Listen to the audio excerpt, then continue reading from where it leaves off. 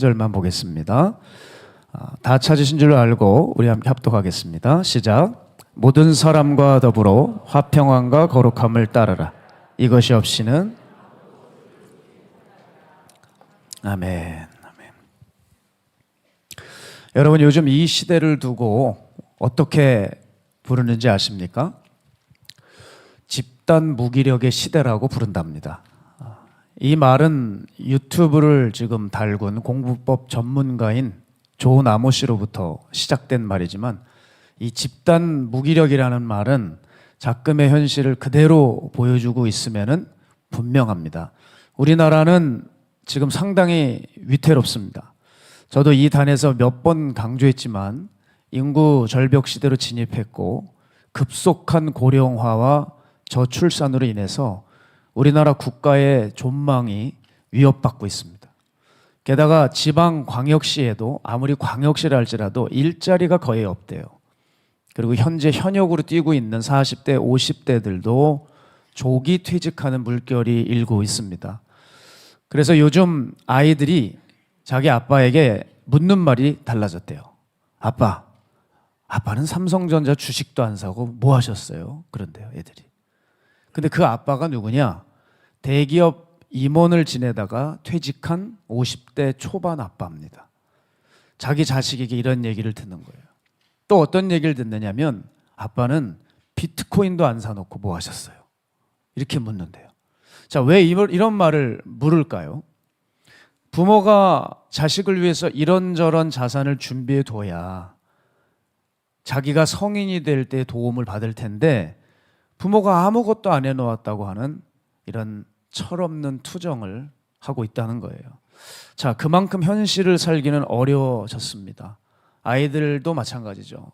참, 대학을 들어가도 미래에 대한 보장이 없고 일자리가 줄고 있기 때문에 지금 학생들 사이에서 한 특정 대학에만 몰리고 있어요. 그게 바로 의과대학입니다. 의대를 가려고 해요. 그러나 여러분, 의대가 뭐 쉽게 갑니까? 내신 1점이라도 모자르게 되면 떨어지는 게 살벌한 경쟁이 바로 의대인데, 의대는 또 가고 싶어도 마음껏 가지 못하죠. 그만큼 열심히 살아봤자 불안정한 현실의 벽에 부딪힌다는 것을 벌써 이 젊은이들이 알아서 고민이 이만저만이 아닙니다. 제가 통계를 살펴보니까 19세에서 34세의 청년 세대가 미혼율이 자그마치, 결혼을 안 한 율이 자그마치 82%예요. 19세에서 34세 대한민국 청년이 결혼을 안 한 아이들이 82%입니다. 100명 중에 8명이 결혼을 못하고 안 하고 있어요. 또 청년 10명 중에 3명은 용돈을 타서 쓰고 있답니다. 자, 장년들은 어떻죠? 내 집 마련하기가 너무 어려워요. 수도권에 집 하나 마련하기엔 정말 하늘의 별 따기죠. 집값이 천정부지로 솟았고, 또 일을 열심히 해봤자 변할 게 없다고 하는 인식이 가득합니다. 왜냐? 일하고 한참 하려고 하면 조금 지나면 회사에서 퇴직하라 그러니까요. 자, 그 다음은 50대가 돼도 퇴직을 하거든요. 그럼 난 이제 지금부터 뭘 하고 먹고 살아야 될지 미래가 깜깜한 겁니다. 그래서 요즘 사회가 무력감에 심각하게 빠져 있대요. 이 무력감이 우리 사회 전체를 뒤덮고 있다는 진단이 나오고 있어서 집단 무기력의 시대라는 말은 맞습니다. 그래서 모 신문의 한 칼럼니스트가 이렇게 우리나라를 두고 얘기했더라고요. 세계에서 가장 빨리 발전한 나라에서 가장 빨리 사라질지 모르는 나라가 되어가고 있다. 정말 안타까운 얘기죠. 그러면서 이분이 이 문제에 대해서 해결점을 뭐로 보고 있느냐? 리더가 없기 때문이라고 지적을 했습니다. 리더. 이 시대에 리더가 없기 때문에 지금 사회는 더 혼란의 형국으로 빠져들어가고 있다. 자, 맞습니다. 우리나라를 한번 살펴보시죠. 우리나라가 여기까지 온 데에는 리더가 있었어요. 산업화의 초석을 다질 때 리더가 있었고, 민주화를 이루는 데에도 리더가 있었고, 기술 강국, 반도체 강국을 이루는 데도 리더가 있었어요. 그런데 정작 이 혼란스러운 때에 리더가 없다는 거예요. 이 혼란스러운 시대에 대안을 제시하고 나아가야 할 방향을 모색하고 보여주고 이끌고 나갈 리더가 지금 없다는 거예요. 정치권만 봐도 순 자기 밥그릇이나 챙기려고 하고, 남들은 다 죽여도 자기는 어떻게든 감옥 안 들어가려고 아등바등대고 있고. 여러분, 이런 형국이 정말 답답하지 않냐는 거예요. 전 그래서 이젠 뉴스도 보기가 싫어요. 이런 형국이니까 그 한 칼럼니스트가 얘기하듯이 가장 빨리 사라지는 나라가 될지도 모른다는 얘기가 나오고 있는 겁니다. 이 말은 무리스럽지 않다고 봅니다. 여러분, 저는 신앙도 마찬가지라고 생각해요. 한국의 경제 성장과 함께 눈부시게 성장 발전한 것이 뭐냐? 한국교회입니다. 그런데 교회가 정점을 탁 찍더니 유지를 하지 못하고 갑자기 쇠하는데 무섭게 쇠하는 거예요. 정말 그 하강 그래프의 곡선을 보면 가슴이 서늘해집니다. 가장 빨리 성장했다가 가장 빨리 사라지고 있는 것이 한국교회며, 그것은 곧 무슨 말이냐? 우리의 신앙이 그렇게 사라져가고 있다는 거 아니겠습니까? 이게 우리 부인할 수 없는 현실입니다. 그러면 왜 이런 일이 벌어졌을까?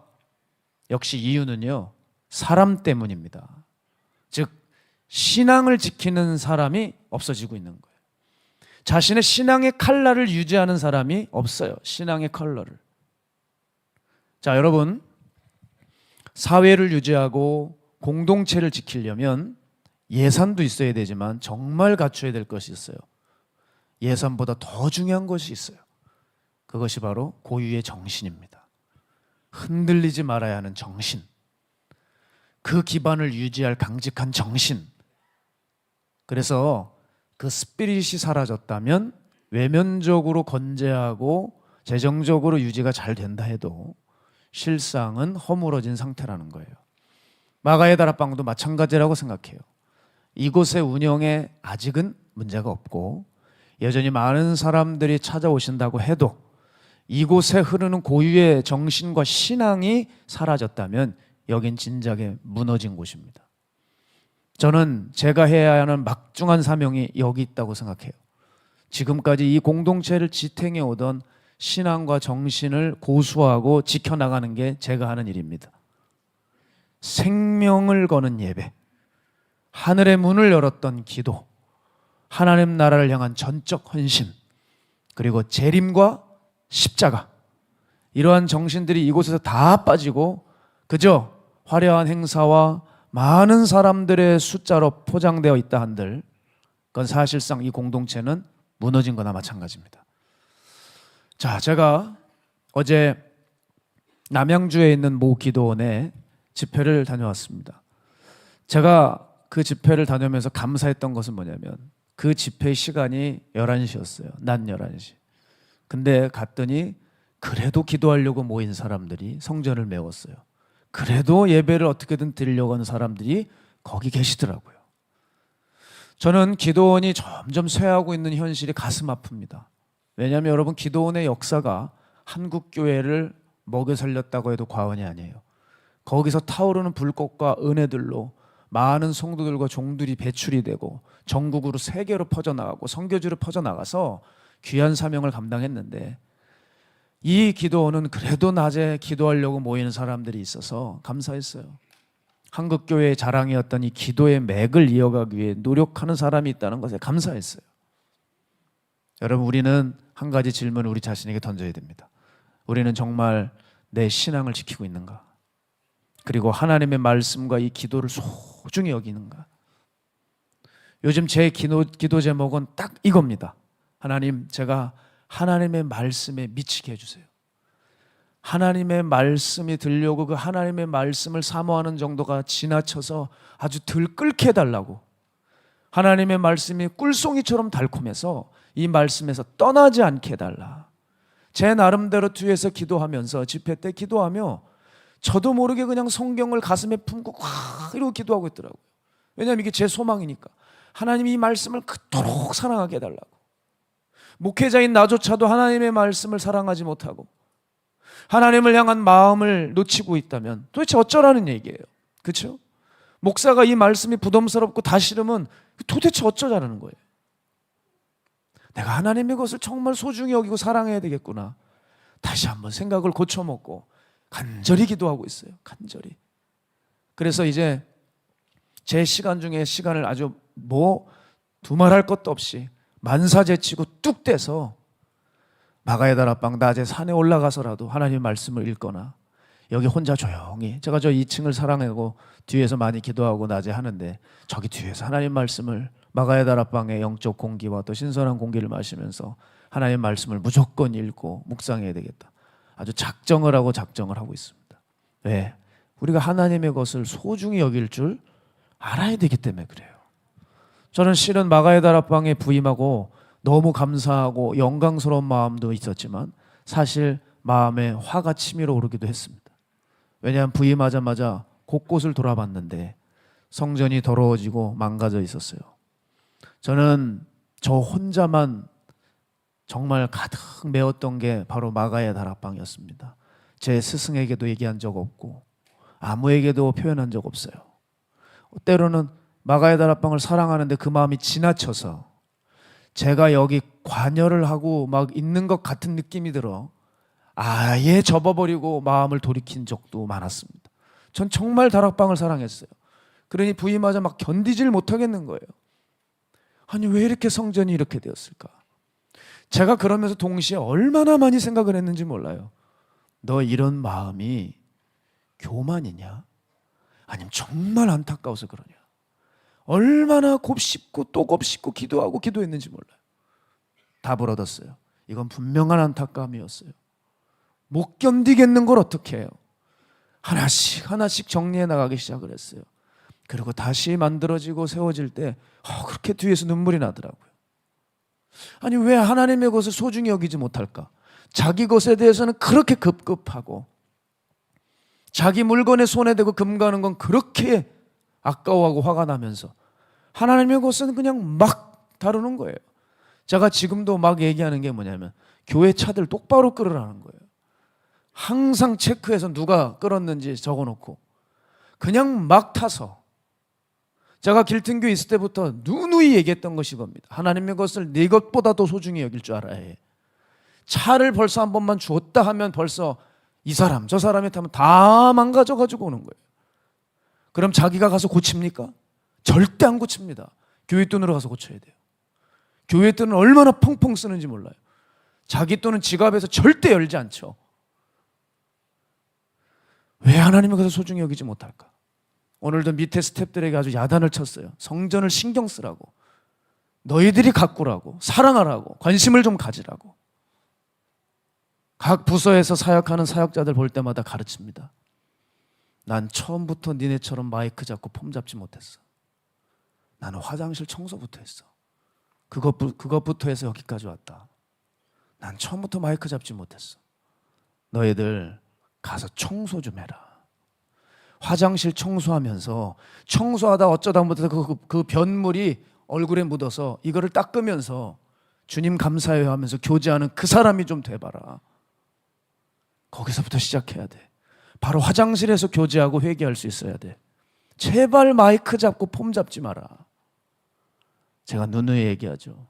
설교는 하고 있으면서 니네 주변은 더러워서 먼지가 풀풀 날리는 짓들은 절대 하면 안 된다. 애들이 와서 얘기해요. 목사님 걱정하지 마세요. 이제는 청소합니다. 여기 치웠고 저기 치웠고 청소 열심히 하고 있습니다. 또 그렇게 변화되어 가고 있는 사역자들 보면 대견스럽기도 하고요. 거두절미하고 우리는 우리의 것보다 하나님의 것을 사랑할 줄 알아야 됩니다. 무엇보다 하나님을 두려워하는 마음. 하나님이 나를 어떻게 생각하실까? 이게 완전 노이로제가 걸려서 정신병인가 싶을 정도일지라도 거기에 맺혀 있는 우리는 그 훈련과 작업을 해야 된다는 거예요. 어떤 분이 전화가 왔어요. 저를 쓰라고 2천만 원을 준다는 거예요. 목사님 선교지에 쓰는 게 아니라 목사님 필요한 데 쓰라고 제 개인 용돈을 2천만 원을 보내준다는 거예요. 제 솔직히 마음은 어떨까요? 정말 좋죠. 그럼 뭐 고민하세요. 정말 좋죠. 지금 제가 살 게 얼마나 많은데 다 바꿀 수 있는 거예요. 이제 계속 거부했습니다. 안 받는다. 그걸 내가 왜 받냐? 왜냐하면 하나님이 두려워서. 벌써부터 돈 받고 돈에 빠진 정도 하면 안 되잖아요. 사실 이 부분을 꽤 오랫동안 훈련했는데 그 돈을 받으면 왠지 여기서 무너질 것 같은 거예요. 두려워서 못 받겠는 거예요. 안 받는다. 전화도 안 받았어요. 그분이 전화 오면. 제 아내에게 전화해서 계속 2천만 원을 받으라는 거예요. 우리 아내도 안 된다. 우린 그거 받아온 적 없다. 나 목사님한테 혼난다. 계속 안 된다. 안 된다. 아, 이분도 대단하죠. 우리가 안 받으니까 2천만 원어치 파카를 사서 마가야 다락방 직원들에게 주라는 거예요. 그래서 박스를 제 사무실 앞에 2천만 원어치 파카가 왔어요. 그래가지고 여기서 고생하고 있는 사람들에게 지금 나눠주고 있습니다. 혹시나 파카 입고 싶으신 분 계세요? 그거 가져가세요. 제가 그분을 생각할 때 대단하다. 어떻게 2천만 원어치를 사올까? 파카를. 그분은 그분 나름대로 최선을 다해 하나님 앞에 섬기고 싶은 거예요. 또 그것도 생각해보면 귀한 마음이에요. 마음으로 고마웠어요. 우리는 하나님에 대한 이 마음을 지키는 게 중요합니다. 우리의 신앙, 하나님에 대한 이 마음. 그런데 우리는 점점 어느새 잃어가고 있지 않아요? 그러니까 집단 무기력의 시대는 이 사회뿐만 아니라 지금 우리 교회에서도 마찬가지예요. 여러분, 우리가 정신 차려야 됩니다. 성경을 보면서 내가 이 사람만큼은 되지 말아야지 하는 사람들이 있어요. 누굽니까? 엘리의 아들인 홈리와 비느하스. 그죠? 그 성전에서 잡짓을 했던 그들. 그런데 우리가 정신 차려야 될 게 뭐냐면 우리가 홈리와 비느하스가 되지 않는다고 보장할 수가 없어요. 우리가 유다가 되지 않는다는 보장을 할 수가 없어요. 우리가 삼손이 되지 않는다고 보장할 수가 없습니다. 이들 모두를 보면 시작이 그럴싸했어요. 그러나 하나님의 것들을 다 무시해버렸어요. 그렇죠. 차라리 그 이삭의 첫아들 에서처럼 아예 그냥 장자권을 팥죽 하나에 팔아넘길 만큼 아야 태어난 게 영적인 것에 관심이 없는 사람이었으면 몰라요. 이들은 처음에 영적인 관심이 있었단 말이에요. 그러니까 나시린으로서, 그러니까 제사장으로서, 그러니까 예수님의 제자로서 뛰었죠. 그들은 분명 영으로 시작했지만 지금 육으로 맞춰지고 있어요. 여러분의 신앙은 안전하십니까? 우리가 이곳에서 배운 신앙을 여러분 잘 지키고 나오고 계십니까? 자, 중요한 얘기를 하겠습니다.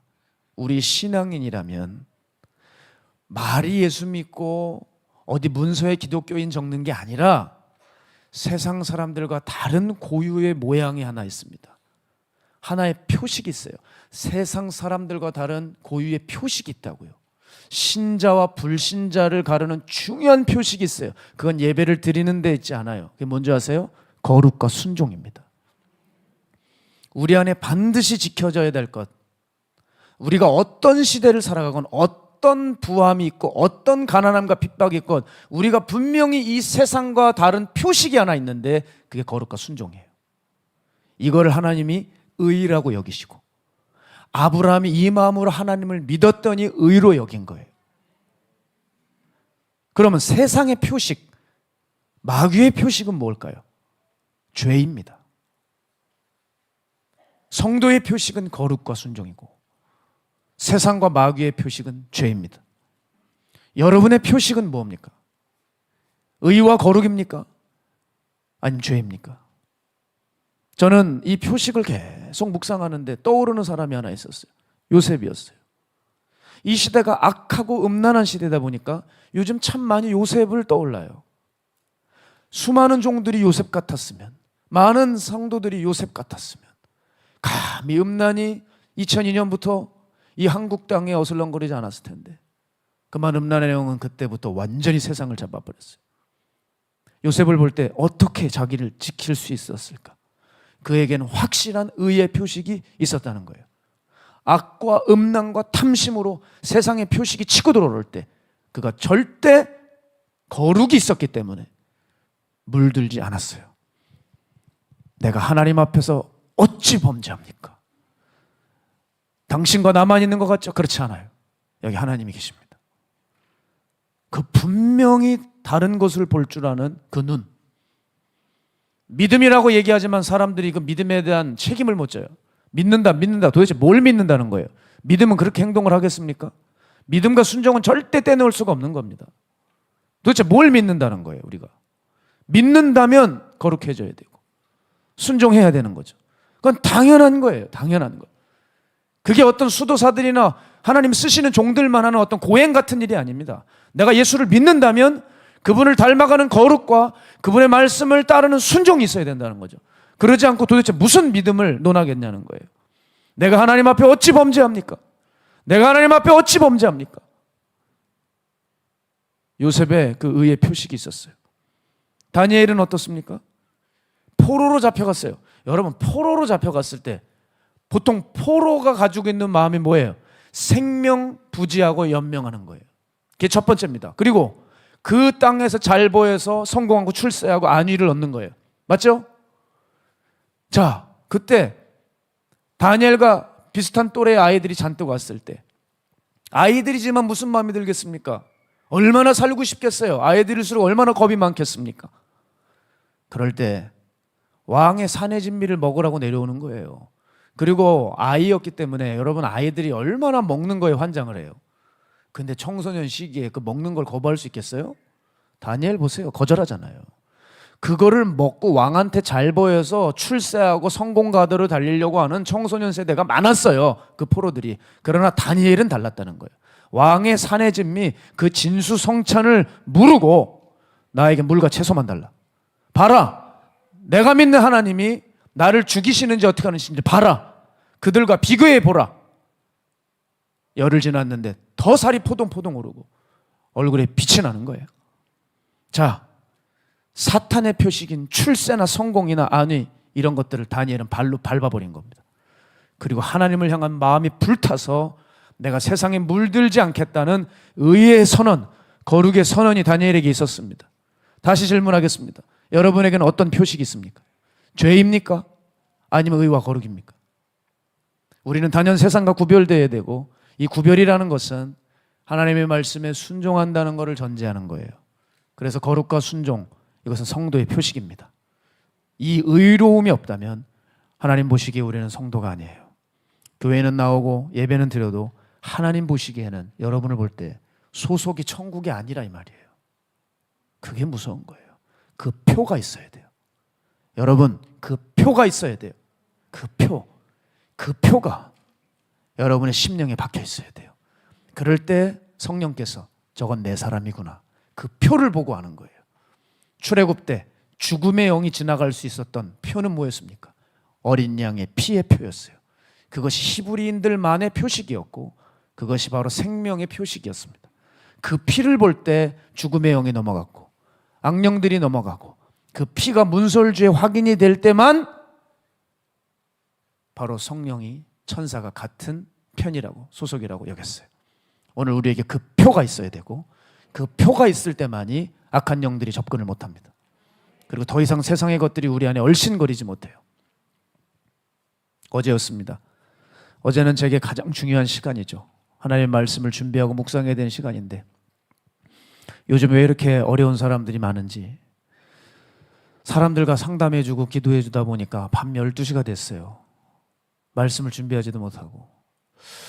근데 제가 왜 그렇게 했냐면 거부할 수가 없어요. 너무 사람들의 상황이 절박해요. 제가 상담을 하면서 깨달은 건 뭐냐면, 이 시대에 얼마나 많은 사람들이 악한 영과 질병의 공격을 받고 있는지 정말 여러분 불쌍해서 죽겠어요. 너무 치근하고 가련해요. 요즘에 정말 안타까운 게 뭐냐면은, 제게 예수님 같은 능력이 있었다면 전화로 기도 한 번만 해줘도 귀신이 나가고 병이 날 텐데, 해줘도 이것이 위로가 될까, 능력이 될까, 제 자신을 봐도 답답하죠. 그러나 제가 한 가지 믿는 게 있었어요. 악한 영들이 더 이상 그들을 공격하지 않는, 제가 믿는 게 한 가지 있었기 때문에 자신 있게 얘기했던 게 뭐냐면, 바로 성도의 표식을, 성도의 표가 있으면 확실히 그 악한 영들이 떠나간다는 거예요. 그게 뭐냐? 거룩과 정결함이죠. 그 거룩과 정결함은 내가 마음만 먹는 게 아니라 실제로 그것이 삶에 드러나야 됩니다. 제가 그 상담했던 사람 중에 한 지체에겐 정말 자세히 얘기했어요. 사탄의 역사가 너무 강해요, 여러분. 그래서 심지어 귀신들이 들락날락거려요. 자기 몸에요. 얼마나 힘들겠어요. 얘기를 듣는데 너무 안 됐어요. 제가 얘기했습니다. 이제부터 해야 될 게 있다. 집안에 더럽다고 여기는 것들을 혼자 다 치우고 깨끗이 청소해라. 사단은 더러운 곳에 꼬이니 깨끗하게 치워라.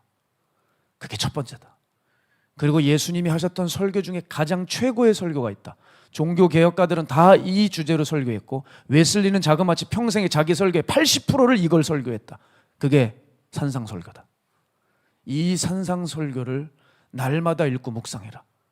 그리고 나의 믿음이 흔들리지 않고 탄탄히 지켜줄 복음서의 그 믿음을 강조시키고 믿음을 세워줄 그 요한복음을 읽어라. 그리고 주님께서 가르쳐 주신 기도가 최고의 기도니 수시로 주기도문을 외워라. 그리고 악한 영들이 두려워한 건 십자가다. 늘 집에서 보혈의 찬송을 틀어라. 올드해도 괜찮다. 요즘 애들 부르는 세련된 찬양이 아니라도 괜찮다. 촌스러운 박자라도 괜찮다.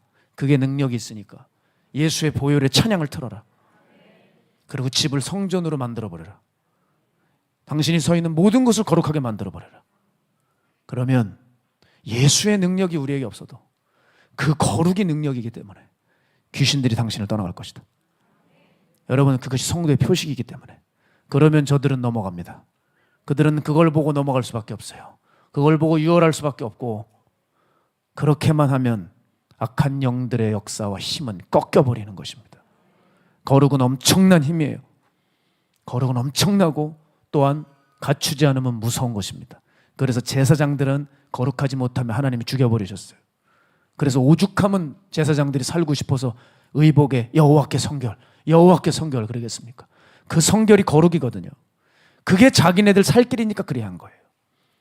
또한 순종은 강력한 힘인데 자기의 길을 여는 힘입니다.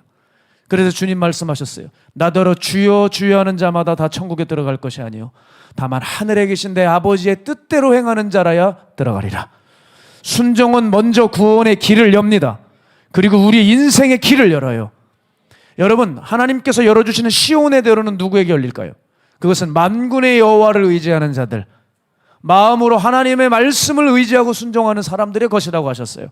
시편 84편 5절, 주께 힘을 얻고 그 마음에 시온의 대로가 있는 자는 복이 있나이다. 만군의 여호와여, 주께 의지하는 자는 복이 있나이다. 아멘. 순종이 얼마나 힘인 줄 아시겠죠? 하나님께서 우리에게 말씀하신 것이 있다면 그것만큼은 제 1번으로 목숨 걸고 지켜야 돼요. 그러면 삽니다. 여러분, 기도하시건 말씀으로 하시건 주변 환경에서 누군가를 통해 뜻밖의 이야기를 듣건 그게 뭔 얘기예요? 우리에게 그게 필요하기 때문에 깨닫게 하시려고 마음으로, 환경으로, 상황으로 말씀하신 것이니까 그걸 생명같이 여기라는 거예요. 이와 같이 순종을 행해 보세요. 이 거룩과 순종이 악한 영이, 마귀가 두려워하는 겁니다. 우리에게 더 이상 역사할 수 없는 방어막입니다. 악한 영의 역사를 거꾸로 트립니다. 바로 이거를 해야 된다고요. 그러나 이건 하지 않아요. 왜? 힘이 드니까. 귀찮으니까. 대가를 지불해야 되거든요. 그러니까 대강 기도하고 집회나 들어오고 어디 용한 목사 같으면 안수나 좀 받으려고 하고 말씀이나 대강 보고 그러면서 귀신이 안 나간다 그러고 병이 낫지 않는다 그러고 내 꿈자리가 뒤숭숭하다 그러고 저기 시커먼 게 서 있다 그러고 내 이불을 끄집어 내린다 그러고 내가 할 것은 하지 않으면서 귀신이 좋아하는 것들은 다 하고 있으면서 어떻게 귀신이 나갈 수 있겠어요? 성령께서 오실 수 있는 대가를 지불하지 않으면서 어떻게 성령님이 나와 함께 해주시지 않냐고 원망할 수가 있겠냐 말입니다. 어떤 지체는 충격적이에요. 귀신의 역사가 얼마나 심한지. 안수도 거부해요. 악한 영이 있어서 안수를 해주면 탁 쳐버립니다, 손을. 하지 말라고, 하지 말라고. 그러면서 자기만의 신앙을 고수해요. 난 지금 하나님 앞에 올바로 가고 있다는 거예요. 나 지금 두 손 들고 찬양하고 있는 거 안 보이냐는 거예요. 자기가 맞다 그래요. 안수 필요 없대요. 닥쳐요. 제가 능력이 있어서가 아니라 긍휼의 힘으로 우리 주님이 어떻게든 해달라고 하는 마음이죠. 탁 거부해버려요. 자기가 옳은 것 같고 분명히 예배는 드리고 두 손 들고 기도는 하지만 그 삶에 거룩과 순종은 없어요. 오늘 본문에 보면 거룩이 없이는 주를 보지 못한다 했습니다. 그 말은 무슨 얘기예요? 거룩이 있으면 주님을 본다.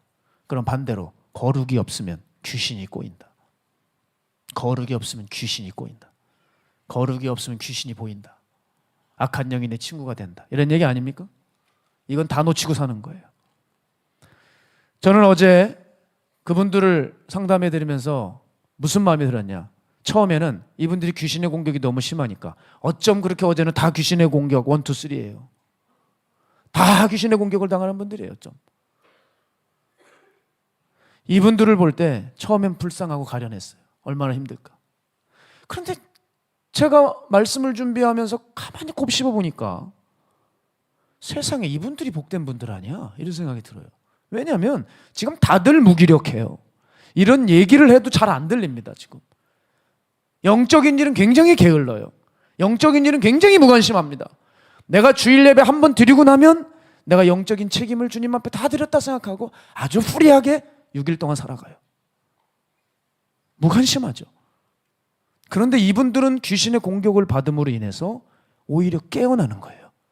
가족들이 기도하기 시작하고 하나님을 붙들어요. 제가 이걸 볼 때 야, 이분들 진짜 복된 분들이네. 어떤 지체는 남편이 신앙이 없었는데 아내가 귀신 역사가 심하니까 남편이 믿음이 이렇게 올라갔어요. 하나님 살아계시는구나. 정말 악한 영들이 있구나. 이렇게 신앙이 올라가요. 얼마나 좋은지요. 더 공격해라, 더 공격해라. 뭐 이럴 순 없지만 너무 좋은 거예요. 너무 좋은 거예요. 됐다.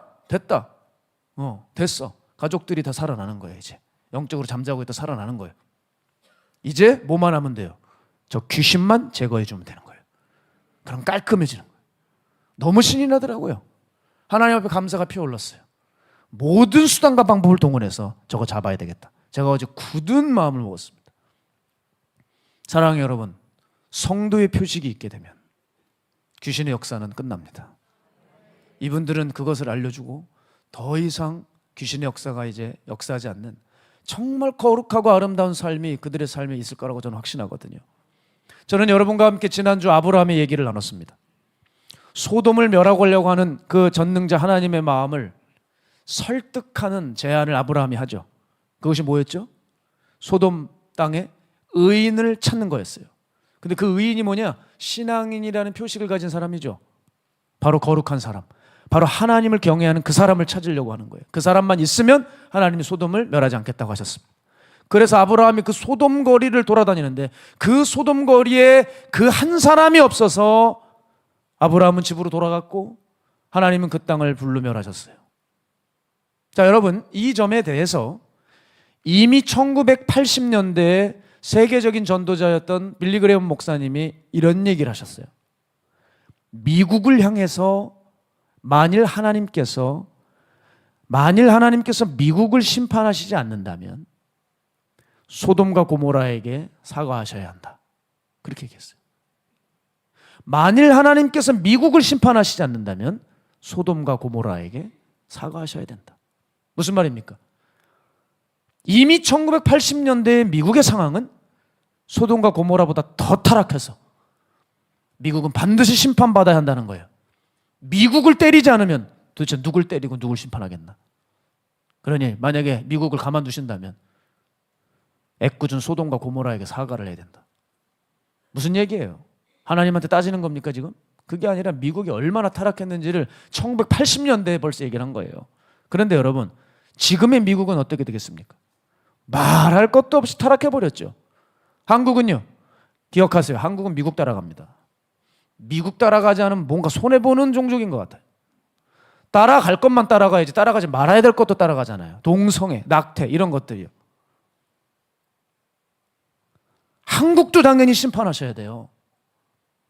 한국 상황은 소돔과 고모라 때보다 훨씬 더 타락했습니다. 지금 이젠 또 마약이 활개쳐가지고 주문만 하면은 그냥 뭐 치킨 배달하듯이 어디 화단에다 놨어요. 그러고 간다면서요. TV 안 보시죠? TV는 안 보시죠? 뉴스 안 보시죠? 신문 기사도 안 보셨나 봐요. 성경만 보시는 줄 알죠? 이런 세상이라고요. 이런 세상. 당연히 한국 심판하셔야죠. 근데 왜 하나님이 한국 땅의 심판을 유보하실까? 아직은 하나님의 거룩한 표식을 갖고 있는 바알에게 무릎 꿇지 않은 7천인이 있는 거예요, 여러분. 그래서 살려두시는 거예요. 저는 간절히 기도했어요. 그 7천인이 우리 교회 성도님들이기 원한다. 그게 저이기 원한다. 왜 아멘이 적습니까? 저이기 원한다. 여러분이기 원한다. 한국 기독교이기 원한다.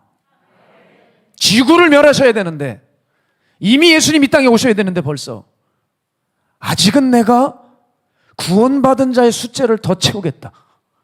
아직은 내가 하나님 나라의 거룩한 일들 내가 더 지구상에서 보고 싶다. 그래서 하나님께서 살리시는 그 역사가 우리로부터 시작돼야 된다는 거 아니겠습니까? 그래서 죽음의 영이 이 거리를 활보할 때 수많은 영적 무기력 환자들이 다 당해도 우리 성도님들께서 거룩과 순종으로 무장함으로 그것들이 피해가고 건드리지도 못하는 역사가 일어나길 원해요. 예수님을 믿는다는 건 바로 이것입니다. 살려고 믿는 거예요. 맞습니까? 다른 것 아무것도 없어요. 아무리 근사한 선교, 복지, 섬김 다 한다고 해도 내가 구원받지 못하고 지옥 간다면 그건 뭔 소용이 있습니까? 예? 일단 우리는 지옥을 가지 말아야 돼요. 예수 믿는 이유 더 이상 뭐 고상하게 얘기하지 마세요. 지옥 가지 않으려고 믿죠.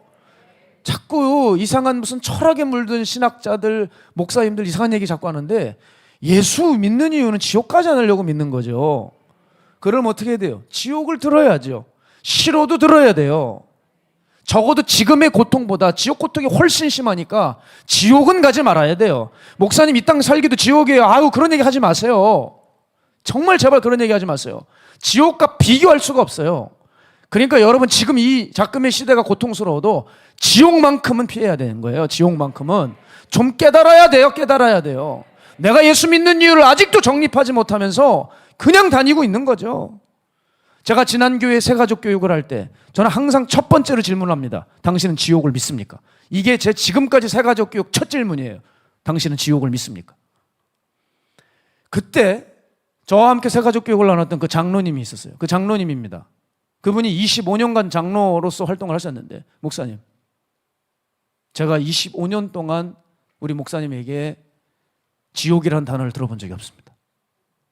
솔직히 저 지옥을 믿는지 저도 잘 모르겠습니다. 제가 그 얘기를 듣고 너무 충격을 받았어요. 아, 이게 진짜 현실이구나. 내가 누군지도 몰라요. 내가 지옥을 가는지 어쩐지 생각도 않고 신앙생활해요. 여러분, 지옥을 생각하지 않는 거 있죠? 그게 마귀 역사예요. 그게 가장 큰 마귀 역사예요. 귀신이 들어가 빙의가 돼가지고 눈가도 짚고 뭐 거품 물고 뭐 이상한 남자 목소리 내고 막 뒤집고, 이게 아니고, 그게 무서운 마귀 역사가 아니라 내가 예수 믿으면서 지옥을 한 번도 생각하지 않는 거예요. 이게 가장 극심한 마귀 역사입니다. 그거 없이 백날 숲지기하고 전도자 노릇하고 봉사해도 아무 의미 없어요. 예수님 뭐라고 말씀하셨어요? 이 땅에 내가 온 게 마귀의 일을 멸하러 왔다 그러셨어요. 그럼 그 마귀의 일이 뭐냐? 사람들 죄짓게 해서 지옥 가게 하는 거예요. 그거 말고 없습니다, 여러분. 죄짓게 해서 지옥 가는 게 마귀의 일이에요. 어떻게든 죽여버리려고 하는 게 마귀의 역사입니다. 그저 죽이고 멸망시키고 도둑질하는 거, 그거밖에 없어요.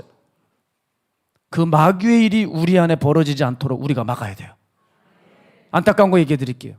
이제 얼마 남지 않은 사람들이 있는데 이분들은 지금 신앙으로는 마귀와 마귀가 있는 그 집으로 가야 돼요. 여러분, 그런 거 생각할 때 너무 괴롭죠. 8, 90년 인생 다 허비하고 날렸는데 막판이라도 예수님 붙들어 천국 가야 되는데 그걸 못하고 죽어. 영영 못 돌아오는 세계로 가버려요. 제가 그 생각만 하면 그 마귀 역사에 화나고 몸 떨리고 이가 갈려요. 마귀 역사에 내가 이가 갈려요. 여러분, 이 시대는 지옥이 있다고 해도 무기력해요. 교회 너무 무기력해요. 성도들, 종들 너무 무기력해져 가고 있어요. 아무 생각이 없어요. 아무 생각이 없어. 이 시대에 과연 십자가에 달리는 우편 강도의 기적이 일어날까요? 그 마지막에 당신이 그 나라에 임할 때 나를 기억해 주세요. 지금까지는 더러운 범죄자로 잡짓을 해왔을지라도 막판에 마음이 겸손해져서 예수님 붙드는 사람이 있을까요? 십자가 우편 강도의 그 놀라운 생명의 기적의 역사가 이 시대에 일어날까요? 너무 안타까운 거예요. 그런 맥락에서 하나님은 참 말도 안 되게 한 아이는 살리시려고 작정을 하셨어요. 무슨 얘기냐? 어제 한 아이를, 암에 죽어가는 아이가 있습니다. 2008년도 초등학교 5학년 때 림프종 암이 발병이 됐어요.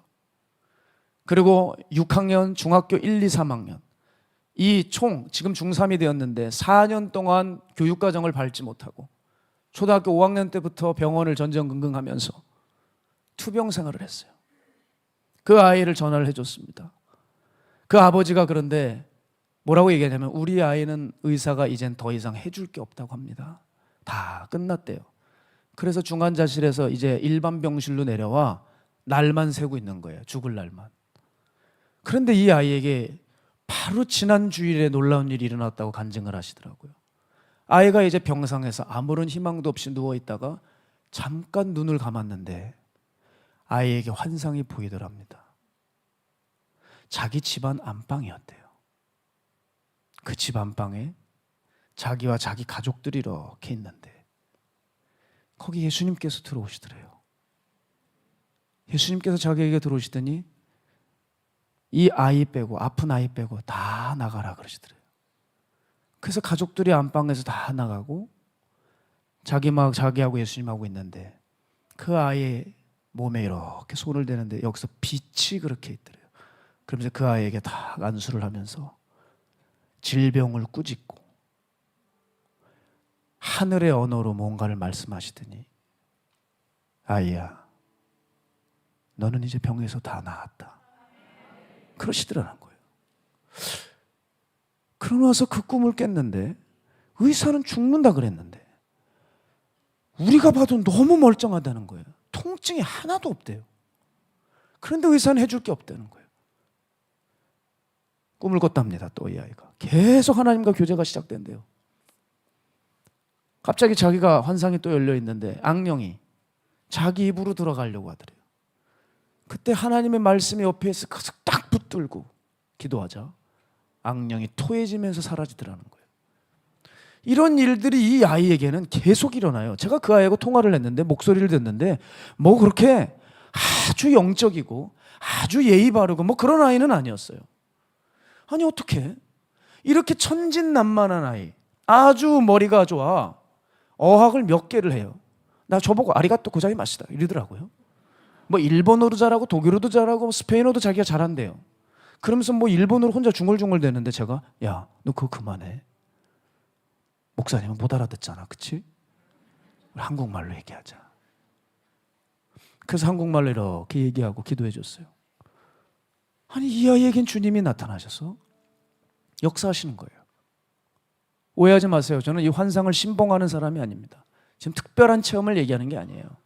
그런데 하나님이 이와 같이 만나주는 사람들의 공통점이 있더라는 거예요. 영혼이 맑아요. 깨끗해요. 티가 없어요. 세상에서 조금 무식해 보이고 좀 그래도 이상하게 하나님은 그런 사람들을 찾으시고 사랑하시고 그들을 쓰시더라니까요. 하나님은 오늘도 그런 사람을 찾으세요. 그리고 그 사람과 교제하고 싶어 하세요. 계시록 3장 20절 보면 볼지어다 내가 문 밖에 서서 두드리노니 누구든지 내 음성을 듣고 문을 열면 내가 그에게로 들어가 그와 더불어 먹고 그는 나와 더불어 먹으리라. 이게 도대체 뭔 얘기인가? 여러분 보세요. 이게 중요한 얘기가 있어요. 주님이 문을 두드리시죠. 그런데 그 두드리는 소리가 들려야 돼요. 그게 들려야 문을 여는 거예요. 여기 지금 문을 이미 주님이 다 두드리고 계세요.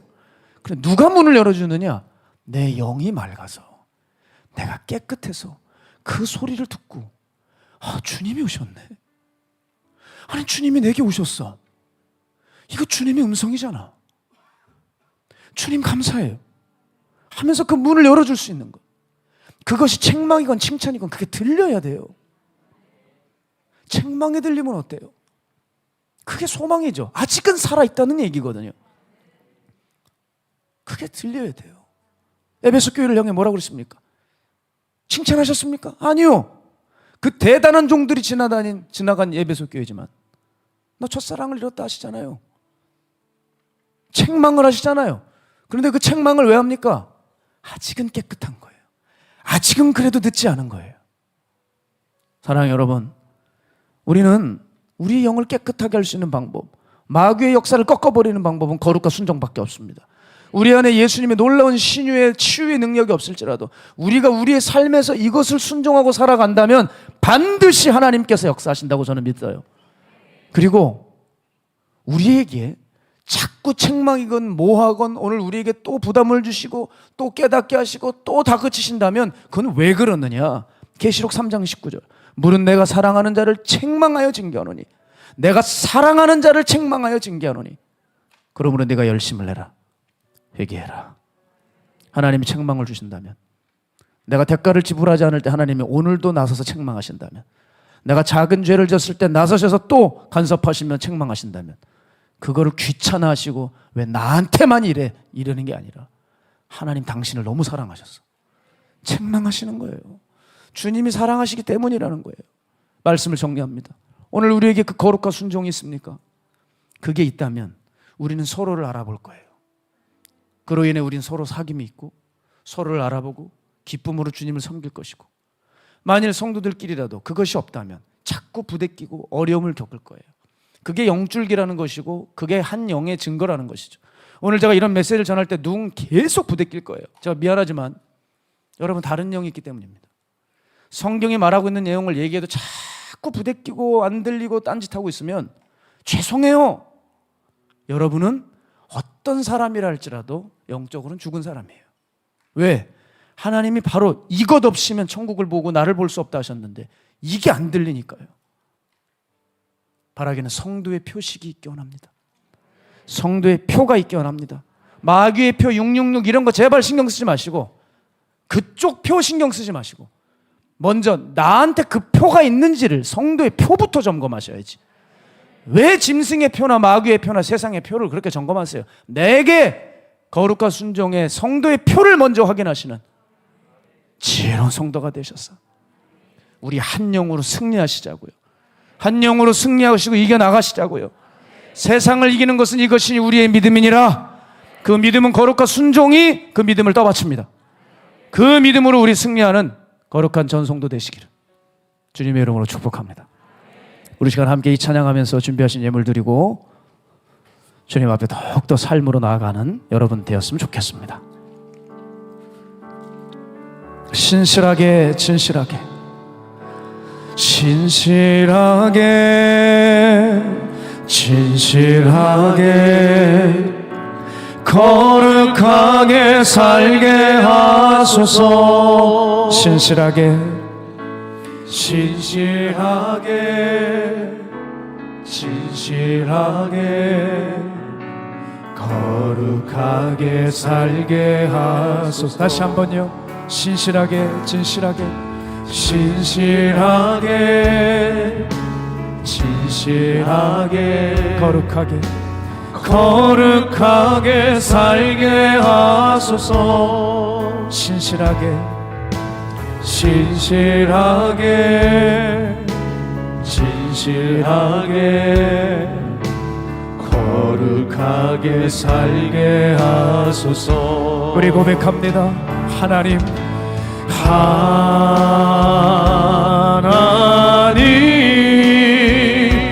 나의 말을 만져주소서.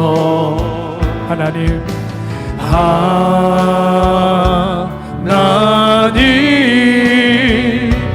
나의 영혼 새롭게 하소서. 하나님 나의 기도 하나님 나의 기도 들어주소서. 하나님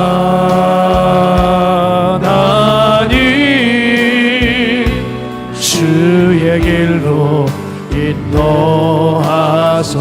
목마른 사슴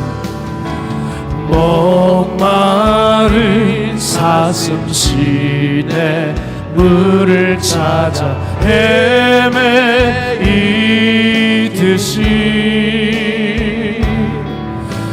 내 영혼 주를 찾기에 갈길 하나이다.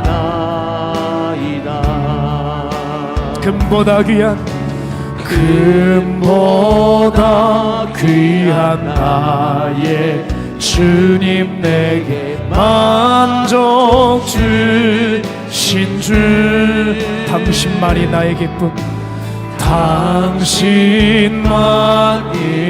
나의 기쁨, 또한 나의 참모해. 주님만이 나의 힘, 주님만이 나의 힘, 나의 방패, 나의 차 소망. 주님만이 나의 힘, 주님만이 나의 힘, 나의 방패, 나의 참 소망. 나의 몸 정성 다 바쳐서 주님 경배하. 나의 몸 정성 다 바쳐서, 나의 몸 정성 다 바쳐서 주님 경. 마지막으로 나의 몸 정성 다 바쳐서, 나의 몸 정성 다 바쳐서 주님 경배합니다. 기도하겠습니다. 주님, 이와 같이 경배합니다. 이와 같이 찬양합니다. 그러나 우리와 경배와 찬양이 녹슬지 않았는지요? 우린 주님 앞에 마음을 드린다고 하지만 삶에는 성도의 표가 잃어버린 것은 아닌지요? 주님, 다시 한번 우리를 붙들어 주셔야 합니다. 악한 영들은 우리를 집어삼키기 위해 날마다 우는 사자와 같이 공격해 오고 있지만, 우리를 어느새 눈을 멀어서 얼른 안약을 발라 내 눈이 띄어지지 않는다면 우린 절대 그 역사를 볼 수가 없습니다. 주여, 우리의 마음을 새롭게 해주셔서 이제 우리의 먼 눈을 열어주시고 닫힌 귀가 열리게 해주셔서 우리 안에 참된 경배와 찬양과 예배가 하나님의 마음을 시원케 해드리게 하여 주십시오.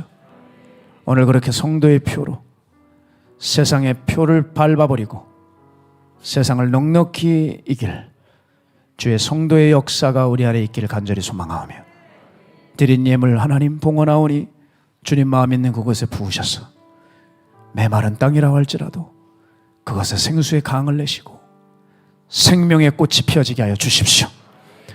이제는 성부, 성자, 성령 살아계신 하나님의 사랑과 은혜와 사랑을 거듭나게 하시는 능력이 이제 성도의 표를 잃지 않고 성도의 표식으로 승리하고자 작정한 주의 백성들 머리 위에, 가정 위에, 직장 위에, 사업체 위에 이제로부터 영원토록 함께 하시기를 간절히 축복합니다. 아멘. 우리 들으신 말씀 기억하시면서 주님 부르며 동성으로 기도하겠습니다. 주여, 살아계신 주님, 사랑하는 전능자 하나님, 오늘 우리에게 성도의 표가 우리 입술이 아니라 저들의 심령에 박히게 하여 주셔서 절대 지워지지 않는 강력한 성도의 표식이 이 더러운 악한 영들이 범접할 수 없고 그들의 역사가 우리 안에서 죽어나가 떨어지는 강력한 성도의 표로 저들의 신앙과 삶을 단단히 붙들어 주시옵소서. 예수의 이름이 우리의 힘이 됩니다. 예수의 이름이 우리의 능력됩니다. 주여, 그리 되게 하여 주시옵소서. 아멘. 주의 역사를 보기 원합니다. 이기게 하여 주시옵소서.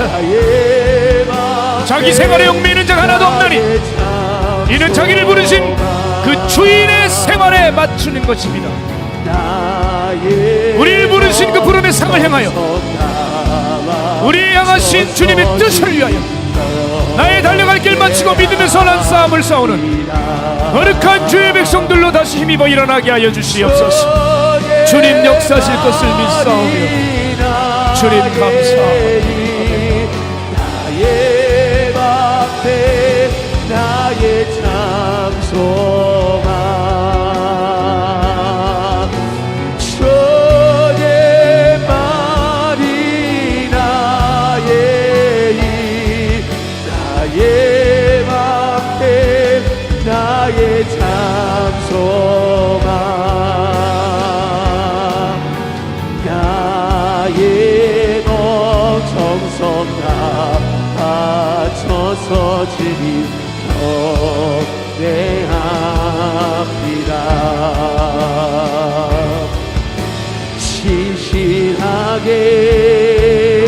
진실하게 거룩하게 살게 하소서. 진실하게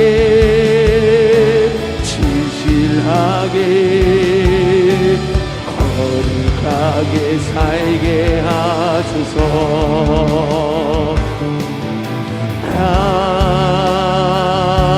하나님 나의 마음 만져주소서.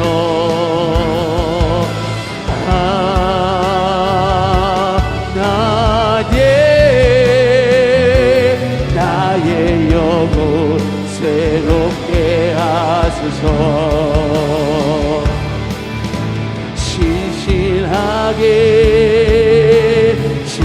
진실하게 거룩하게 살게 하소서. 진실하게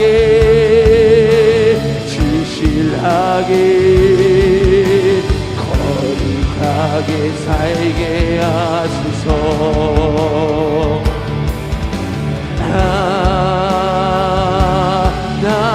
하나님 나의 마음 만져주소서.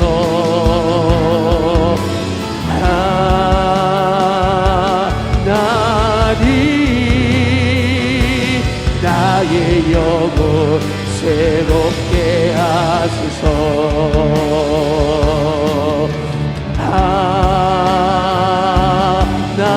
하나님 나의 기도 들어주소서.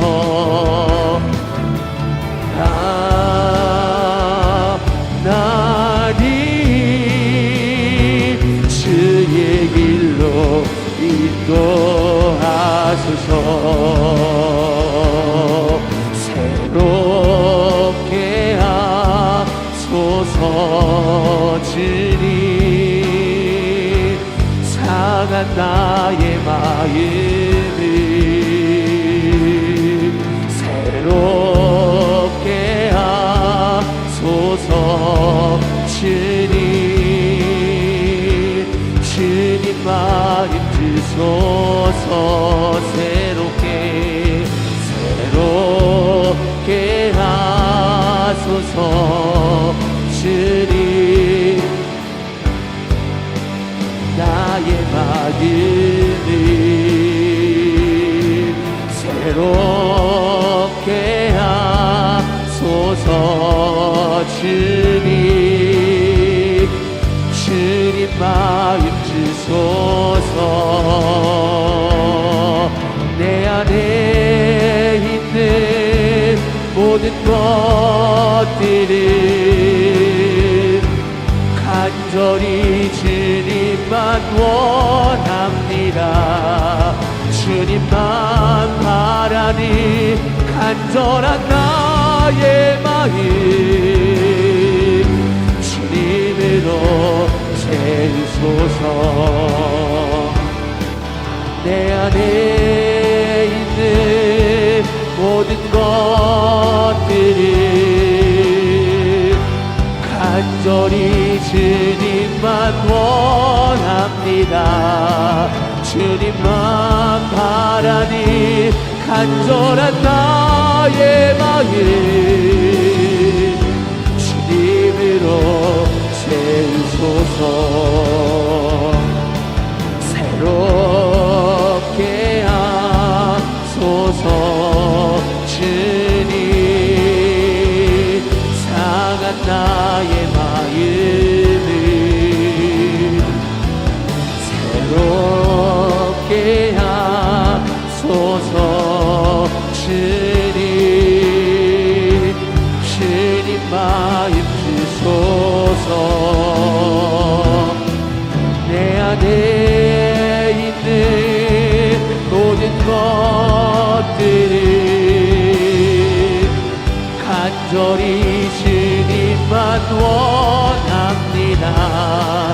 주님만 바라니 간절한 나의 마음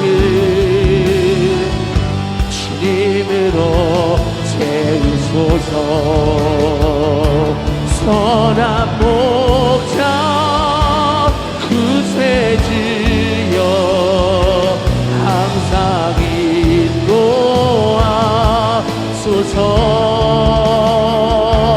선한 목자 구세주여 항상 인도하소서.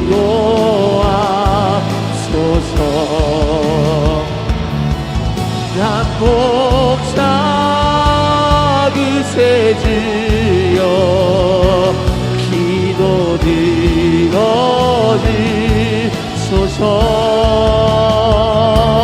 선한 목자 구세주여 기도 들어주소서.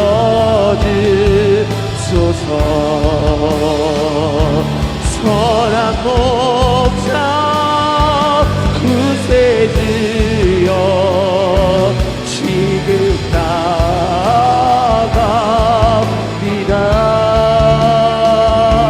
선한 목자 구세주여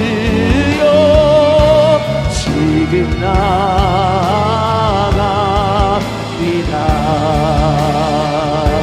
선한 목자 구세주여 항상 인도하소서.